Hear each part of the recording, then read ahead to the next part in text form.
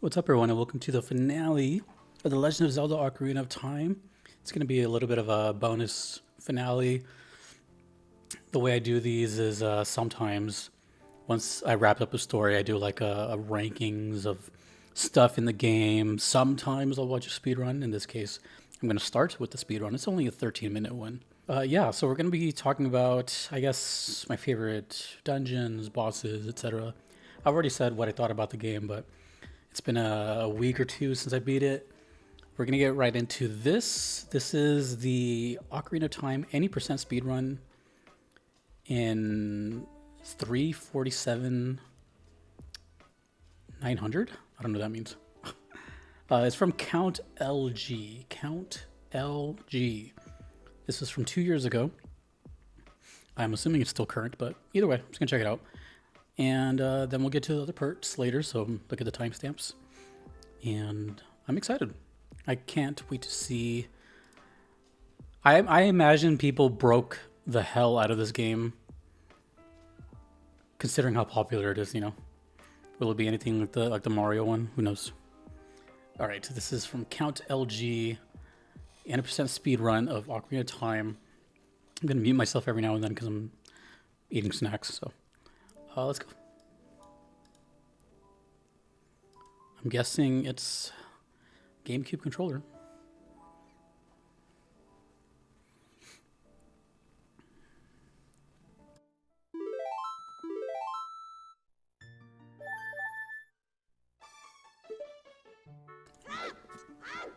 I had a feeling we were going to see rolling around. So is this the same thing as Mario 64, where if it's in Japanese, like the menus are shorter or something like that? It's fun seeing the beginning of the game again. What the heck?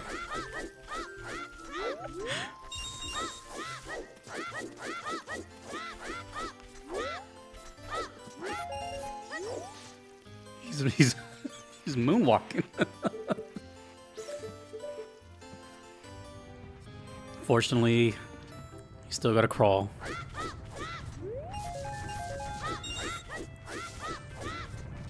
He's like too fast for the camera.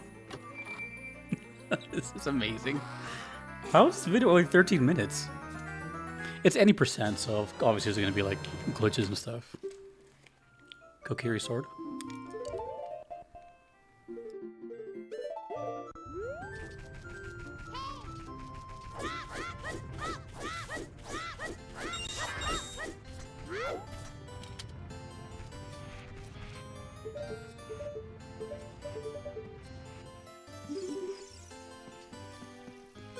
He's got the sword in 1 minute and 20 seconds. So I'm guessing he's collecting like a perfect amount of rubies or something. The memorization for the... What do you call it in this game? Is it just strafing? The Z target strafe? Damn, I don't know it goes that far.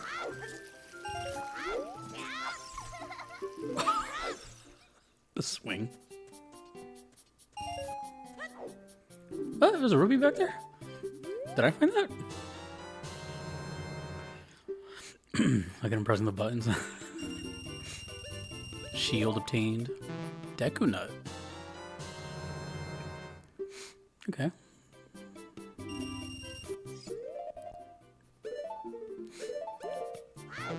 I'm guessing we're not even going to see like a dungeon. If this is over in 13 minutes, there's got to be like some kind of... I don't know, dude.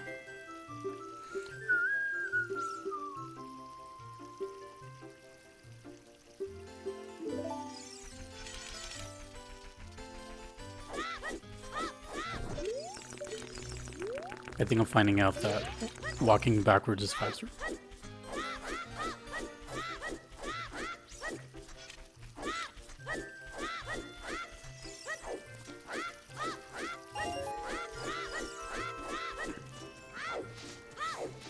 Sorry, my fan just came on. It's super hot today. Wait, why is it going this way? Oh, okay. So this must be where the game kind of breaks because he didn't go to the tree. What is going on?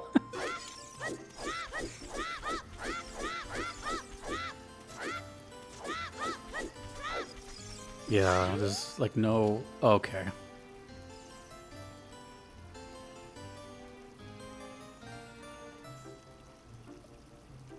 I'm guessing any moment he's gonna turn into an adult and then just gonna be like in the castle or something. We're at 3 minutes. It's 10 minutes left. Wait. Why is it a 13-minute video? Oh! Wait, it ends in 3 minutes and 47 seconds? What is that 900 for them? Dude, what? I blinked. What? I don't even know what happened.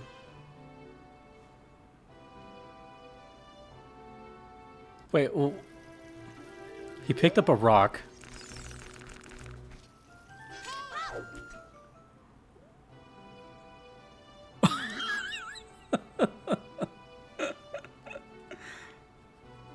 Wait, this scene is not supposed to have Kid Link, right? She's like looking above him.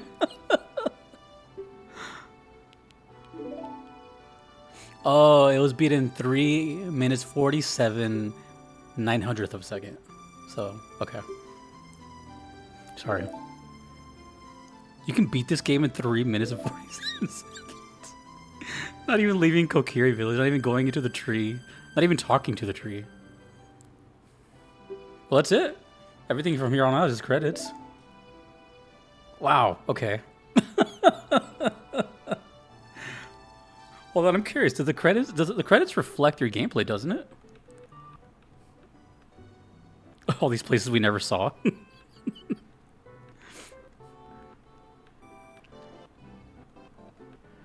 Like during the farm, that's where like we're.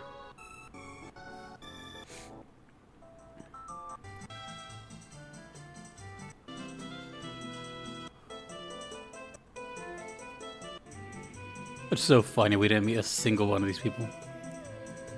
The only person we talked to is, what is their name actually? The one who's guarding the Deku tree? Or not the, yeah, who's guarding the Deku tree? I don't know his name. That's so funny. Okay, well that was way, for some reason I thought it was gonna be a 13-minute video. Well, it is, but a 13-minute record. Wasn't expecting 3 minutes. I think the actual world records, where it's like glitchless, I think they're quite a little too long to react to, but that was still funny. Let me let me get ready for the next part of this finale. All right, so for this first tier list, we're gonna just rapid fire all the items, weapons in this game. Just want to like preface that just about 90% of everything in this game is useful, or not everything is a weapon. It's just about utility, how much I used it in my personal playthrough, and just how, or like aesthetically, what is better. It just came down to my individual playthrough. So, for example, like I don't think the big Goron sword is the best thing ever, but by default, tier wise, it is better than the Master Sword. Damage wise, which is better than the Kokiri sword. So that's kind of the whole explanation behind that. I have it under staple, can't leave the house without, pretty good, and sure.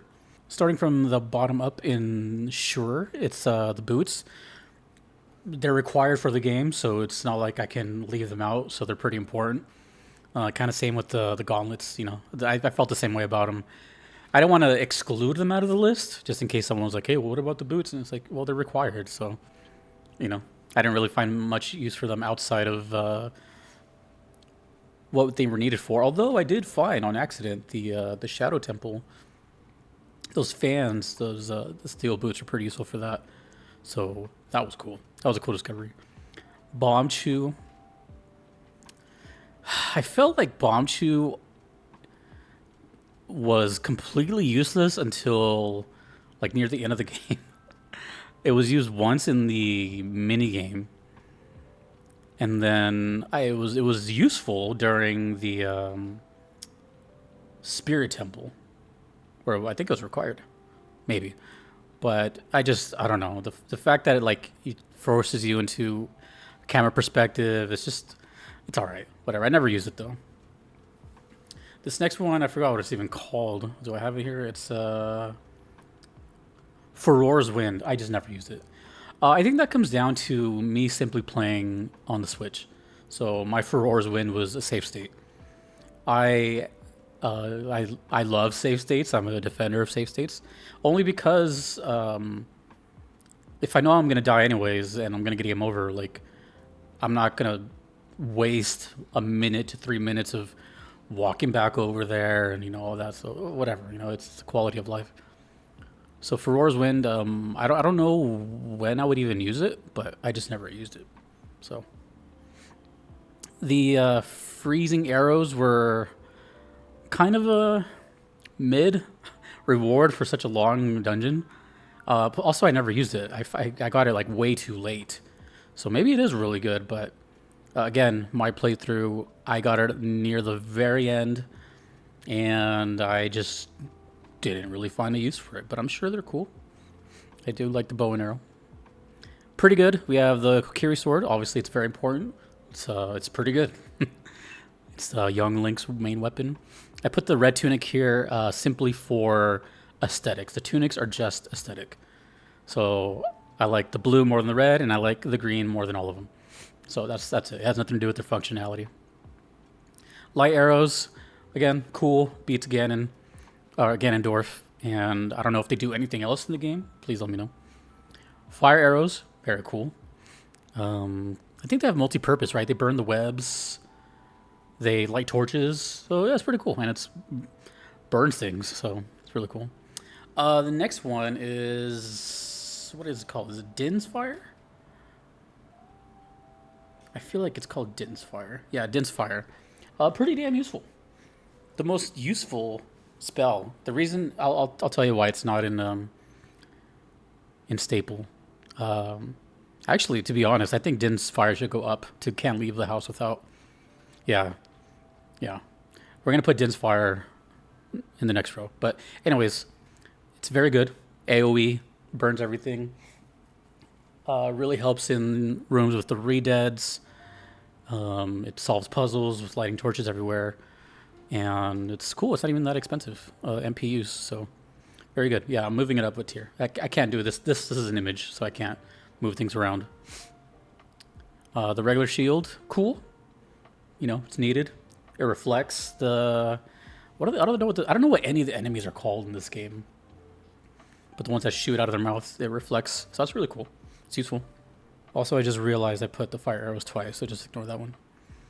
Can't leave the house without the beans. Obviously, very useful for getting to like the kind of secret areas, and very cool that you needed the time to let them cook for adult Link to ride the little pads. Really cool.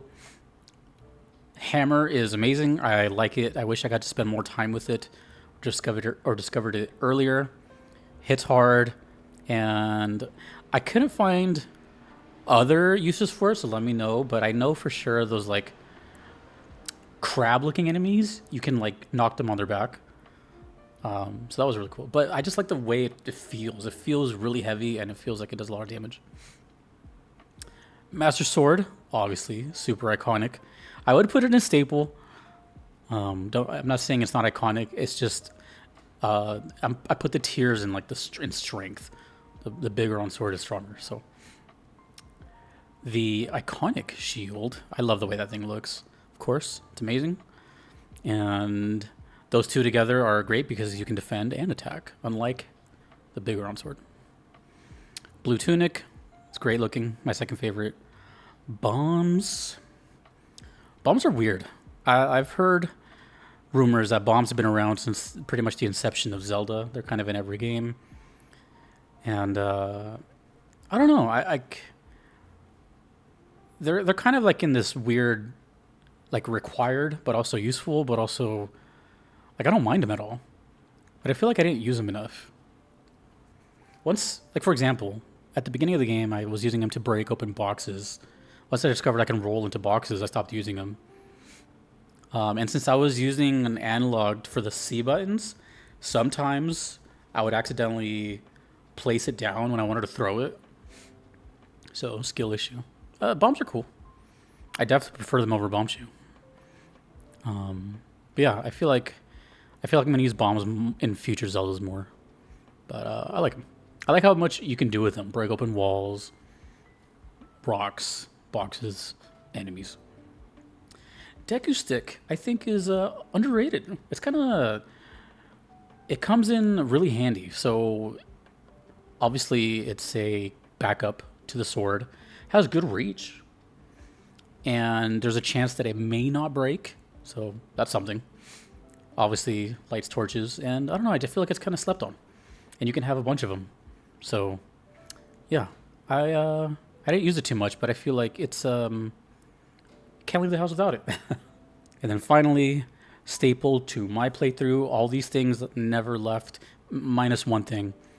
Everything here was always in my C button quick menu. Lens of Truth, I think, is, to me, one of my favorite things in games. If you've ever seen me play any game, you'll know that I love stuff like this. For example, Persona 5, not a spoiler.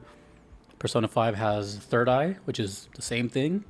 Right? It's like a scan of the room type of thing. I love those kind of things because when I have that ability, as much as I can, I will use it. I will go into a room and start looking around. In Metal Gear Rising, there's augmented reality.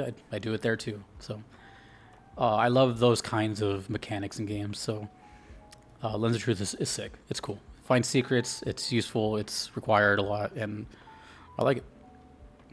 Ocarina of Time, of course, it's the game. It's the main part of the game. Both ocarinas. It's a cool instrument too. Like no one ever talks about this unless it's about this video game. It's a super underrated instrument, but it's cool. You know, it's completely required. It is the entire game story. It is solves puzzles. It stops enemies. It plays little jingles. It changes the weather. Of course, it's Ocarina. It should be like number one. These aren't like in order either. So this one, which is called Nehru's Love, the only reason it's here is because by default of like tiers, it's the strongest. I think it's too strong. Once I discovered it, I felt kind of bad using it. I used it like maybe like 3 or 4 times, but each time I felt like, damn, this is busted. You know, you can still get knocked back, which is fair, but it just lasts so long. I don't know how long it lasts, but it feels like at least a minute, which is absurd for something like this. I think to balance it out with the same amount of energy use, it should be like 10 seconds or 5 seconds. But you can't deny that it's like super, super good. So of course it has to be like top tier. But yeah, it's just crazy. The mirror shield, obviously the most aesthetically pleasing one. It's obviously the coolest one. Well, that's debatable. I do like the what do you call the second shield? It's not the Kokiri shield. Whatever one, the Adult Link blue shield. I really like that one too. But I really do like the red crystallization of the mirror one. It's great. Of course, the hook shot / long shot. This almost never left my C menu. It's one of the coolest things in the game.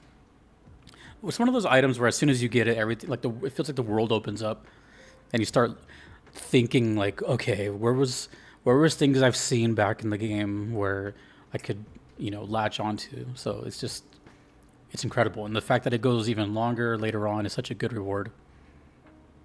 Yeah, that was a staple in my green tunic.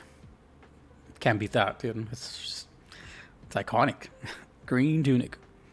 Crossbow also never... Crossbow and slingshot. I don't know if they're if I can even rate them any different. Do they... I mean, I guess crossbow has the edge just because it has different ammo types, but they're basically the exact same thing. Right? Yeah, I don't think they can... Let me know. Does one do something the other can't besides ammo? Either way, I love the crossbow. What's it called? There's a name for that crossbow. The fairy bow. I wrote it down. Yeah, incredible. Long range, great weapon, first person view, does a lot, stuns enemies, opens eyeball switches, whatever. Just great. Typically my C menu was always a mixture of the hook shot, the crossbow, and maybe the Lens of Truth or Ocarina, depending, and kind of those were interchangeable. I'm trying to remember if the slingshot was worse in any way, but either way I thought that was great too. Deku nuts. I love the Deku nuts. I tried using them as early as possible in the game. They don't always work. They sometimes surprisingly work. And I kind of wish I tried them on every enemy just to see what does work. Maybe there's a video out there or some resource where someone tries to Deku nut everything. But it really does come in clutch in a lot of situations because it's instant. It feels like it comes out in like 5 frames. Just throws it down. It's like a smoke bomb basically. Stuns the enemy, and you get a free hit. It's great if you can. If you know their timing, then it's great. They're cheap. You can get them anywhere. You can get them for free in like patches of grass. I like the Deku nuts. The boomerang. The boomerang. Does it have a name? I don't know if it has a name. I just wrote boomerang. This is a very cool weapon. Very cool. I think you don't really get to use it too much, I feel. I think in my entire playthrough I used it like less than 10 times. I don't know. When I got the playthrough of it, I feel like I got it, and then right after that shortly became Adult Link. So I guess it just depends on your playthrough and the order you get things, but it's really cool. It's just like in Mega Man X. It's a weapon, but it's also a retrieval. So if you kill a Skulltula, bring back the coin. It's really cool. So I like that. I like the dual function. All the bottles are S tier to me, staple, whether that's the milk, the hearts, the fairy, all that. But so I just put them all together. Also, the bottle technically works as a weapon against Ganondorf, which is hilarious to me. I wonder if I missed anything with the bottles. Like if there's anything else that was, well, not counting the pose, the ghost stuff, and then the sword, of course, the super strong. I got it way late. I wasn't even gonna get it until people told me to do that side quest. So originally, when I got the other one, the one that breaks, I just had no interest in it because I was like, I don't want a broken sword, but this one doesn't break at the cost of not having a shield, but it's cool.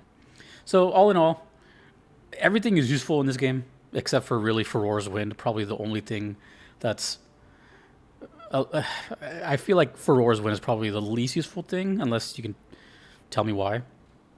But everything is good in this game. I'm just saying the top row are the ones that I use the most and always had equipped basically. But everything in this game is surprisingly really useful and cool. Let me know what your staples are. Alrighty, up next we have the dungeons of Ocarina of Time, both young and old. I think I got them all. Hopefully I didn't miss any, but pretty sure I got them all. We're going to go from bottom to top. The worst ones in this game. Dodongo's Cavern. I felt this was the first. Like, this was early in the game, right? So those who watched the beginning of the playthrough knew that I was really struggling with, like, everything feels vague and cryptic. This was kind of like the peak of that. After this, it kind of started to slowly, go better and snowball into a better direction. But Dodongo's Cavern, I felt like it's... By the way, I don't think it's the worst one, even though it's the last one. I think the next one's the worst one. But I didn't really like the design. This whole kind of like square looping back to the center area. But the main thing was it's a combination of we'll talk about the bosses later, but the combination of like the boss plus getting to the boss with the whole eyeball thing that confused me. Even though now it's like, oh, okay, yeah, duh. Again, I'm talking about like my experience with it. I don't remember if there was even music here. It just felt really like drab and dead. So it was just, I don't know, the whole game was like, up until this point, very lively and like, woo, and then it was just like, the vibe just totally dead, which I get it, right? It's Dodongo's Cavern, but hey man, I just didn't like it. But the worst one for me was it Jabu Jabu's? Jabu Jabu's Belly it's pretty bad. It's pretty bad. Not only that I struggle with finding the whole how to get into the damn thing, I tried everything. If you recall, this is before I started to do timestamps. So you all got to see the struggle of how long it took me to get into Jabu Jabu's Belly. I tried bombing his mouth. I tried hook shotting his mouth. I tried getting in through the rear, pause, like, what? Oh, you have to feed him a fish. Oh, okay. So that was annoying. But also, I like the idea of going into like this big beast like innards. That's a really cool concept. Ape Escape, it does it really really well, but also God of War did it with the World Serpent.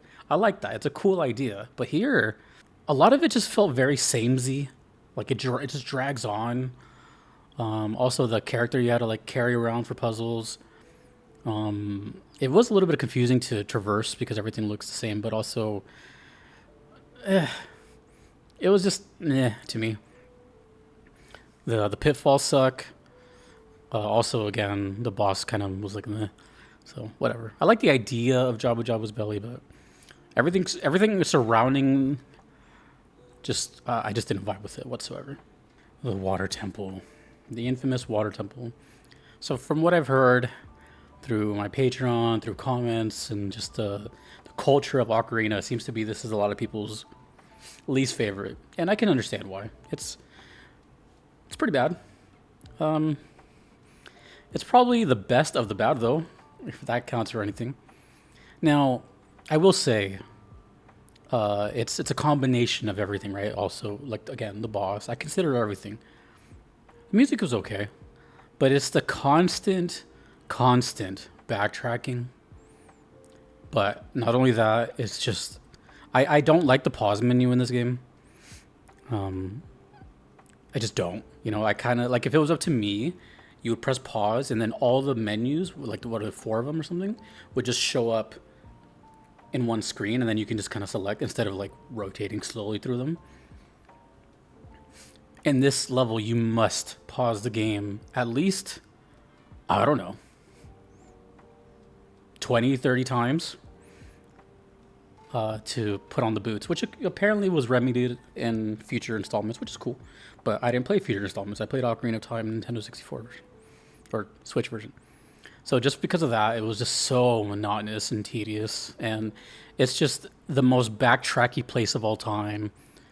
And other than that, I kind of don't mind like the water level stuff, but just, again, too backtracky. And I did have the cool shadow fight though. That was nice. But yeah, just the saving grace is the long shot here. So water temple, it's not the worst, but it's yeah. After that, we have the bottom of the well, which, I mean, the reward is cool, but it just wasn't really. This place actually kind of like annoyed the hell out of me because of how to get into it. You know, it's an invisible wall, which I would have never guessed. But also, once you're there, oh, it was kind of boring. It was like just a square. You know, it's kind of like a baby shadow temple, but it's whatever. I think just the reward was like the main part of it, and I don't know. It's like almost not even a dungeon. It's like a training ground. Oh, speaking of, we'll talk about that later. Inside the Deku Tree, looking back on it now, was pretty good. Back then, I was really like negative towards it because of how long it took me to figure out how to get through the damn spider web to traverse downwards. It took me so long to figure that out. It was just, I mean, this was like day one of my first Zelda ever, so I had no idea what the hell I was doing. You know, but looking back, it's, you know, it's cool. It's a cool little first dungeon. It's pretty short actually. And it got way better once I got down to the bottom. Everything after that made more sense. And it's a good way to teach you the game. So inside the Deku Tree is pretty cool. Forest Temple feels like the first kind of... is this the first temple you go to? I think it's the first one, right? Like you have to do this one first? Either way, my memory with the Forest Temple is like this is the first time the game is like, all right, like training wheels are off. Like let's take what you've learned. And I really like the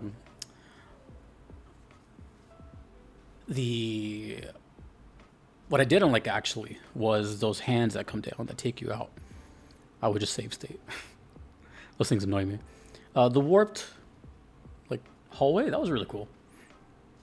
I don't know. I kind of like the whole vibe of the forest temple. You got the what was it? The four. What were they? I don't remember what they were. The four witches or whatever. That was a nice concept.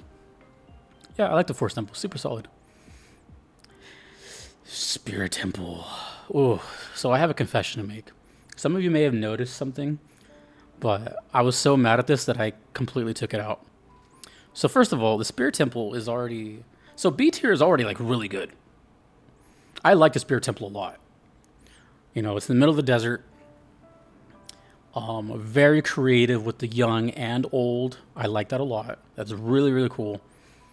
Get to use like your whole toolkit, essentially. Get to use the power of the sun, a lot of different enemies, varieties, the climbable wall. Everything was going so well in the Spirit Temple, except one part of my playthrough, which I completely cut out because I was just so much in shock of it. I thought about leaving it in, but I completely took it out. In my playthrough of the Spirit Temple, you'll notice that I get the sun ray onto the elevator that drops me in front of the statue, and then there's a cut, and then I'm at the Twin Rova. What you didn't see is the first time, I wish I had proof of this, but I was so mad at it, I deleted it. I would have just, otherwise I would put up here like as proof, but the first time, or that time when I went down the elevator, I was like, now what? What is there to do now? Like, I was just sitting there. I was like, there's nothing. I jumped off. I looked everywhere. I wasted an hour and 10 minutes running around the entire Spirit Temple for the next part. I couldn't figure it out. And you want to know what happened? I looked it up. When you come down the elevator, there's supposed to be a spot of sun so you can reflect it to open the door. Mine didn't have that. So when I went down the elevator, it glitched. There was no sun ray, no sunspot. So what the hell was I supposed to do, you know? I was so pissed at that I was like, you know what? I'm not even gonna bother. I'm not even gonna explain it. Let's just fast forward to the Twin Rova fight and just call it a day. But I wasted like an hour, 20 minutes of my life because the stupid sun did not show up on that platform. So still a great temple though. But that did happen. I did delete it because I don't hold on to my VODs. VODs are very, very big. My hard drive, you know, they're gigs and gigs worth. So as soon as they're uploaded, they pretty much get deleted just to free up space for the next one. So that's my memory with that. And I hope I don't know if you guys have ever heard of that happening, but it happened to me and I hated it. A tier, we have the Garuda Training Ground. I really like this place. Optional. I like these kind of like trial areas where you get to use like your whole toolkit, which you might notice a pattern at the top. So that was really cool. I really like that. The reward was a little underwhelming, at least by the time I got it. Maybe it's more rewarding sooner, but yeah, I don't know. I just like stuff where you get to use the knowledge you've obtained thus far. And it was a good challenge, you know, that room with to the left with the two skeleton guys. That was kind of tough for a while. That took me a while. And yeah, I like it. I like the Garuda Training Ground. It's as simple as that. The Ice Cavern. I don't know. When I was making this, I was like, where do I put this? I don't dislike it, and I don't think it's like the best thing ever. Looking back on it, it's kind of like silly to put it like above the Spirit Temple. I don't know. I feel like I think I put it there just because it was like underrated. It feels. I like icy levels. Of course, this is my list. My opinions, my biases. I like icy levels. I typically don't like icy levels where you're like slipping around. I kind of wish you got to use the blue flame more, but I kind of like this place. I don't know. It was like a nice. I like the aesthetic and the vibe of this. Like it's like. It feels like this cold aura. The music is really nice here. The enemies are unique here. If I'm being totally honest, this probably could go in B, but I guess I just wanted to, like, putting it in A was just, It's underrated, but let's realistically put it to be. I like it though. I really like the ice cavern. It's also another one of these like kind of baby dungeons, sort of like bottom of the well, but way better than bottom of the well. The Shadow Temple is sick. Shadow Temple is cool because it's not like it's not spooky, it's just like it's scary because of how adult it feels. The walls are covered in skulls. We are in catacombs basically, and everything just feels like it's out to kill you. So it feels really really dark that way. You know, we got guillotines falling down. I love using the lens of truth. This place requires that. Well, it really makes good use of the lens of truth, right? With the floating platforms. I really like the puzzles here. The music is really cool once you figure out what the boss is. You got the unique fan enemies. I just really like it. I really like the Shadow Temple. It's just, I like the way it's broken up. You know, get the hover boots here. Good times. Way better than the bottom of the wall. It just works. I don't know, but not my favorite. And then my final two favorites. I'll start with Ganon's Castle. Very similar to Gerudo's Training Ground. It's to me it felt like a nice wrap up to the game because Gerudo Training Ground is optional, where this time it's required. So you do have to go eventually, you know, rekindle your skills with the game and revisiting for the most part these temples, and that's really cool. I really like that idea because at this point you're stronger. You might use stuff you haven't used in a long time, and I got lucky by using the lens of truth and finding that little secret room in the lobby that made it so much easier. I didn't have to back out or anything. I just found it the first time, and really cool. I like to climb up the tower. Everything was cool. It took me a while to realize what that side platform was. You know, when you like walk in and you're in the lobby with all the rooms, there's like the main middle section and then that bridge. I was like, what is that? I didn't know that. That's where you run back out of with Zelda. So, yeah, it was a good final dungeon. I really like it. So that leaves my favorite dungeon, which is the Fire Temple. I thought I was going to hate this place just because of how long it took me to find it. Because the longer and longer I went without getting in here, I was like, by the time I get there, I'm going to be pissed. But it's really cool. Obviously, the red tunic is required. Boss fight's really cool.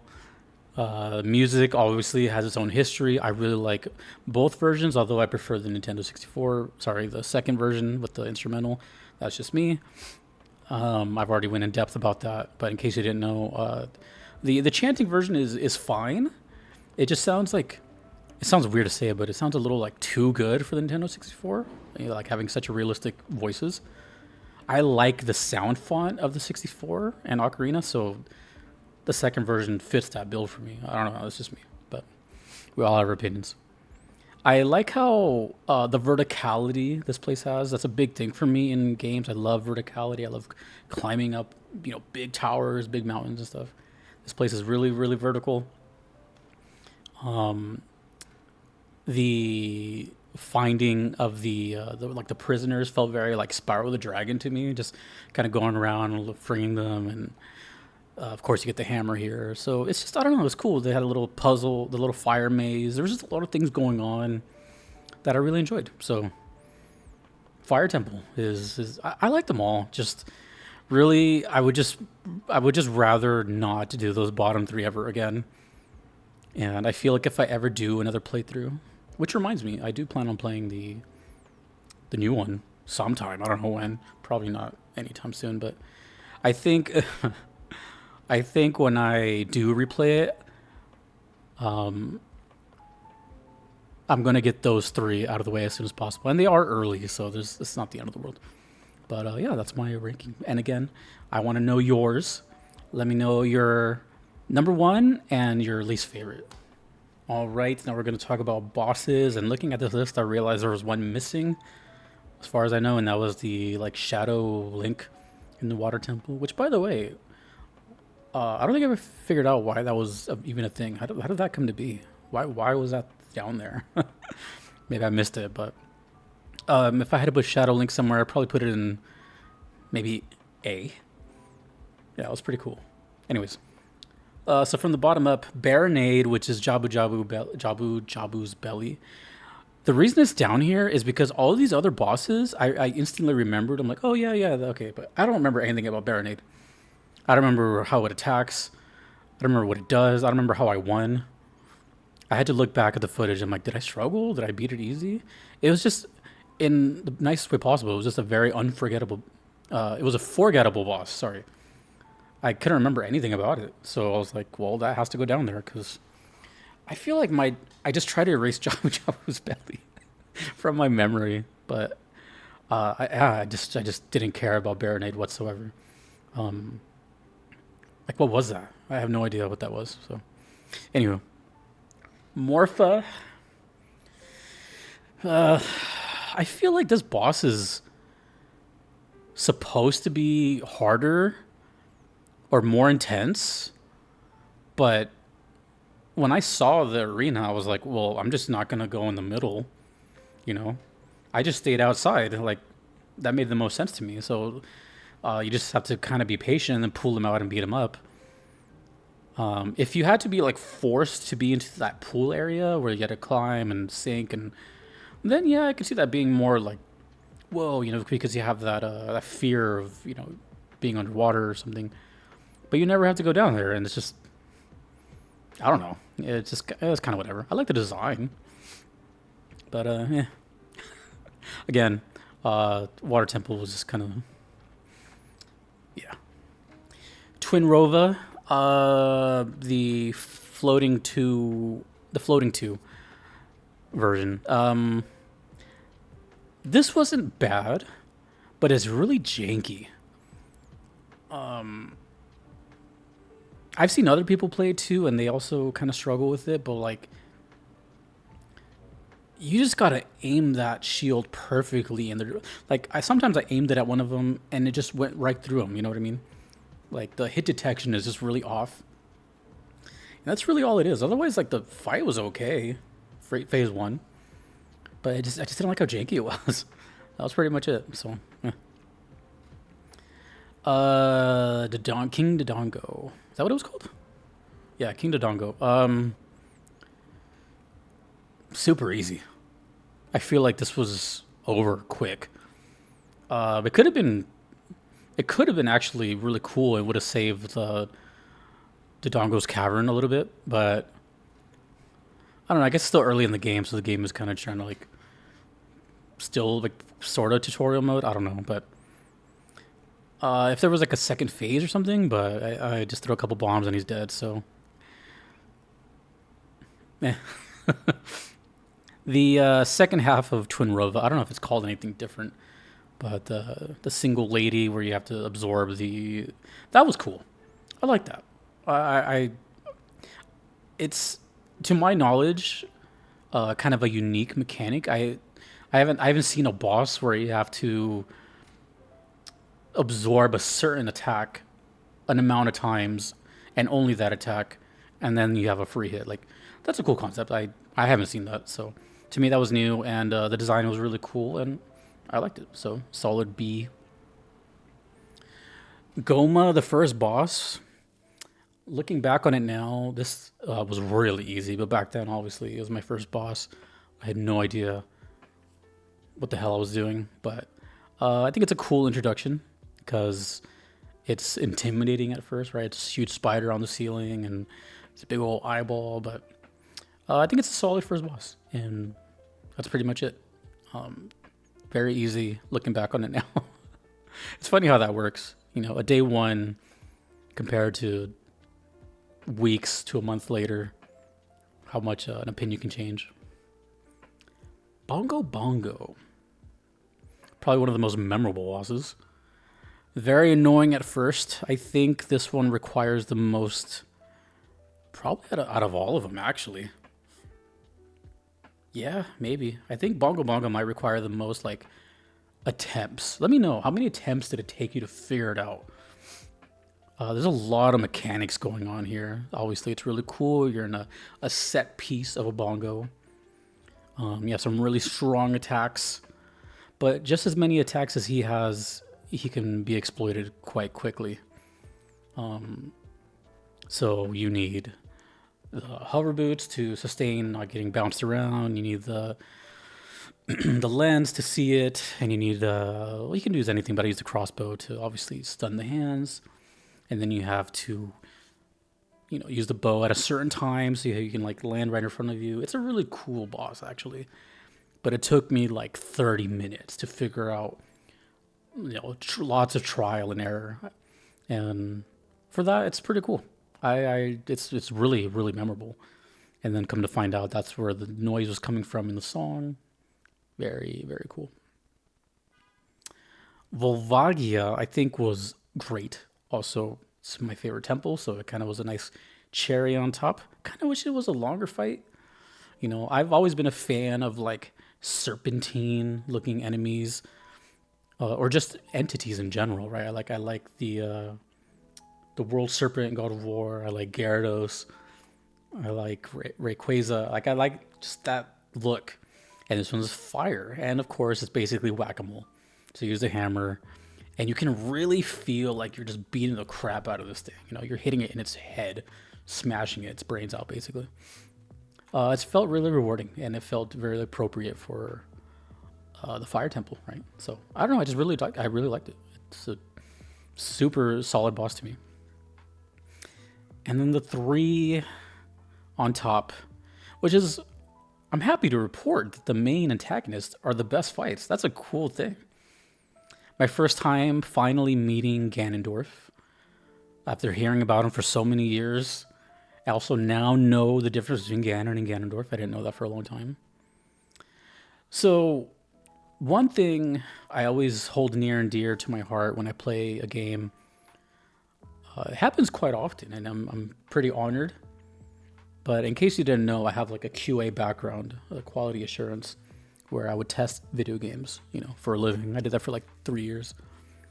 So I have a certain way, in case you didn't know that, I have a certain way of playing games where like, I tend to look everywhere and not try to break it per se, but I try to pay attention to as many things around me.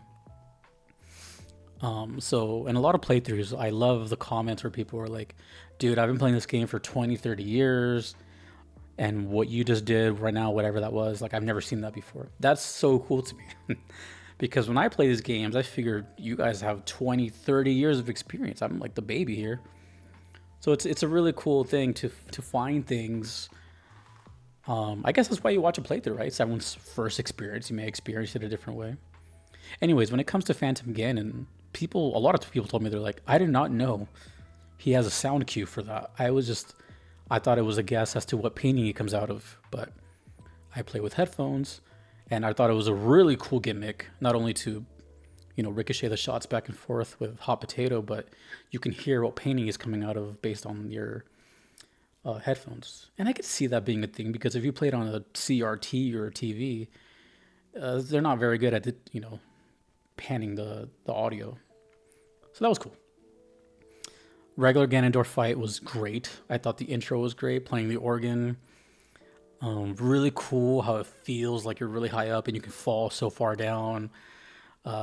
Cool, basically a rehash of the Phantom Ganon, right? Just back and forth, but now you have the light arrows and you get to, really swing at him. Really cool fight. And then Ganon. I think Ganon was... this word gets so overused, but it really does feel like it was peak. You get the sword knocked out of you. The lighting is super dark, so you're like, oh god, what's happening? The fact that it kind of goes back to basics of, dodging, so you gotta like roll under him. And then that final stab and the lightning comes in. It's just, damn, dude, it's just so cool. And then Zelda comes in with the beam. Yeah, that was sick. I love the Ganon fight, and it's like a perfect difficulty too at the end, because you're kind of worn out from the running down and the Ganondorf fight, but also you know, when I was trying to like throw the kitchen sink at him, there was times where he was just like, mm-mm. Like, you can't use that against me. I don't know. It felt really intimidating, and I really like that. So honestly, what a great antagonist. I love the whole Ganondorf Ganon thing. And that's it. I hopefully I didn't miss anyone. I didn't count mini bosses. They're cool, but yeah, that was I would say overall the Ocarina of Time boss selection was pretty diverse. Pretty diverse. But only one I would say was like completely forgettable. That's Baronade. And now finally the last part of the video, my favorite songs in the game. All right, for this final section, I don't have a tier list. I'm just going to list off my favorite songs and I'll give you my top 5. All in all, I will say the Ocarina of Time soundtrack is to me one of the best ever. I kind of knew that before I even started playing the game. You know what I mean? It's got that much reputation. I definitely have heard Song of Storm, Song of Time, Gerudo Valley before I played the game. It just transcends the game, you know? So it's really cool and special to hear them in their original like sound font in the game. It really like meant a lot because I've been curious about this game for like 30 years, you know? So that said, it was cool hearing new songs for the first time, but also again, hearing like the things I've been hearing. And I would like to point out that every song is good. So I didn't list them all, but here are my favorites, and then I will list off my top 5. So in no specific order, except for like the top 5, we have the end credits theme. It's amazing. Ganondorf Battle, Serenade of Water, Fire Temple, Bolero of Fire, Forest Temple, Minuet of Woods, Lon Lon Ranch, Sheik's theme, the Song or Temple of Time, the Great Fairy's Fountain, Zora's Domain, super chill, Kakariko Village, Hyrule Field, the boss battle theme, the shop theme, and then I believe, yes, my top 5, 1, 2, 3, yeah. So my top 5, Kokiri Forest, Lost Woods. These are so catchy, dude. Every song is catchy, but these are like really catchy. So Kokiri Forest, Lost Woods, the title theme, amazing. I love that title theme, especially with Epona back there. And then my top 2 favorite songs, Gerudo Valley. And my number 1 favorite song is the Song of Storms or the Windmill Hut. It's just too strong of a melody. I thought I was going to be Gerudo Valley for a long time, but just hearing it in the Windmill Hut, boom, ba, ba, ba-da-da. Not only that, it's just like the sound font, like the lead in Windmill Hut is so recognizable. Like as soon as you hear the lead come in, it just instantly sounds like nothing else. But of course, Gerudo Valley is amazing too. They're all amazing, dude. This was so hard to think of like the best song because I really like Song of Time too. Da, da, da, da, da, da. There's so many, I don't know. It's just the use of really memorable melodies is probably the strongest in any video game here. So you can see why it was like very, very difficult. But yeah, the Windmill Hut is just, it's too good. It's too good. And that wraps up my favorite songs. And thus concludes my wrap up of Ocarina of Time, a historic legendary game. I had a lot of fun with it, despite like the first couple episodes just being lost, but it's a great game. It still holds up very, very well. Honestly, I can't actually wait for the remake. So I'm going to end this video with what are your hopes for the Ocarina of Time? Do you want them to add anything? Do you want them to remove anything?